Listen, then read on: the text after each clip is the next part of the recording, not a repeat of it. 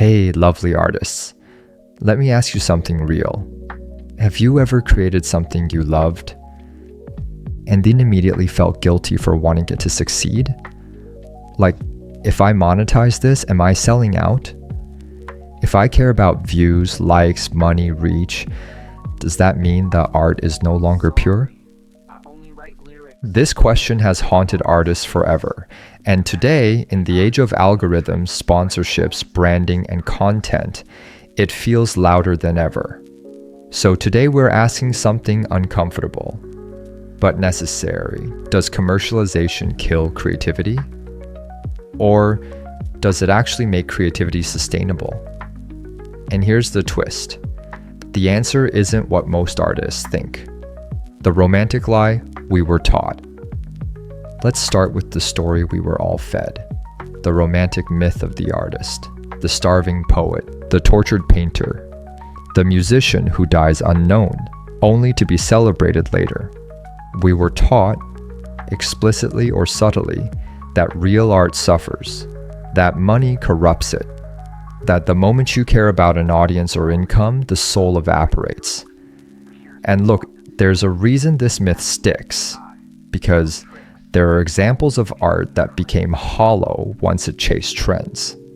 There are creators who lost their voice trying to please everyone. But here's the part we don't talk about enough. Most artists didn't fail because they sold out. They failed because they burned out. Starving is not sacred. Let's say this clearly. Being broke does not make you more authentic. Struggling does not automatically deepen your art. Suffering is not a creative requirement. In fact, constant financial stress does something very specific to the brain. It narrows your thinking. It puts you in survival mode. It makes risk feel dangerous instead of exciting. And creativity? Creativity needs space. Space to think. Space to experiment. Space to make bad work without panic. You know what kills creativity faster than money ever could? Fear. Fear of rent. Fear of time running out. Fear of having to quit before you even begin. History tells a different story. Let's zoom out for a second. Some of the greatest art in history was commissioned. Michelangelo didn't paint the Sistine Chapel for exposure. He was hired. Mozart worked for patrons. Shakespeare wrote for theaters that needed to sell tickets. Indian classical musicians performed in royal courts. Poets were funded by kings, temples, and communities. Art and commerce were never enemies. They were partners. The idea that pure art must exist outside economics is actually a modern fantasy, and a privileged one. For most of history, artists survived because someone valued their work enough to support it. So, where did it go wrong? Here's where people get stuck. Commercialization doesn't kill creativity on its own. Misalignment does. When you create only to please an algorithm. When you chase trends that mean nothing to you. When you slowly abandon your curiosity for clicks. That's not commerce. That's disconnection. The problem isn't money. The problem is outsourcing your inner compass. The difference between selling out and buying in. Let me offer a reframe that changes everything. Selling out is not getting paid. Selling out is betraying what you're exploring. Buying in, on the other hand, is saying, I believe this work matters enough to sustain my life. There's something deeply respectful about that.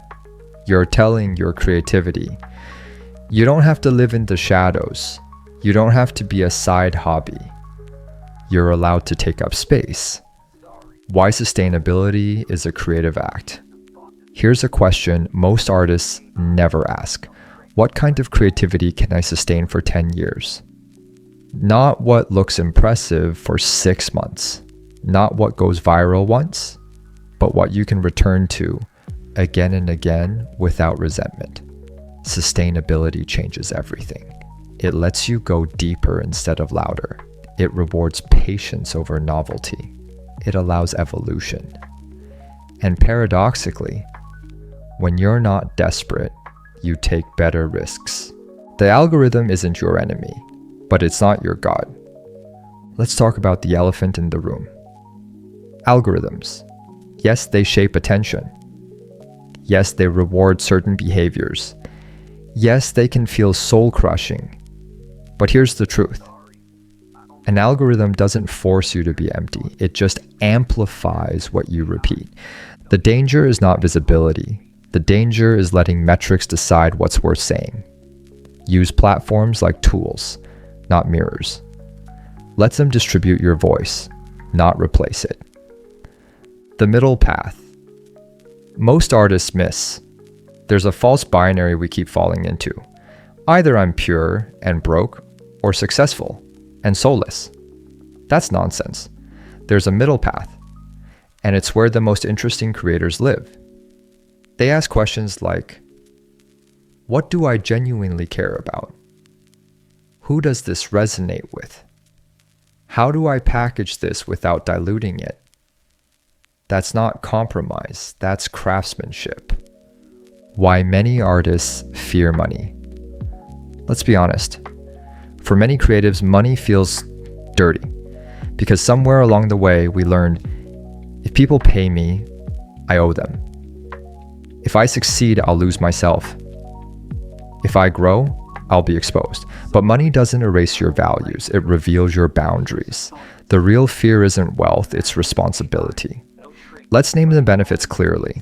Commercialization can give artists time, remove survival pressure, expand reach, fund experimentation, build communities. It can turn art from a fragile passion into a lifelong practice. That matters.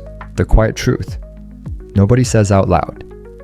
Here it is, most art doesn't die because it was monetized. It dies because the artist couldn't keep going. They ran out of energy. They ran out of time. They ran out of belief. Sustainability isn't the enemy of creativity. It's what allows creativity to mature. The real question isn't, will money ruin my art? It's, can I stay honest while letting my work support me? That's a much better question, and it has a hopeful answer. You're not here to starve for your art. You're here to live with it, to grow alongside it, to let it change you and be changed by you. Creativity doesn't need to be protected from the world. It needs to be rooted in it. And when art is rooted, it doesn't die when it's seen. It finally gets to breathe.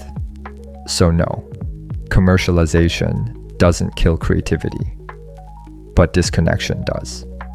And sustainability, that might just be the most radical creative choice you can make.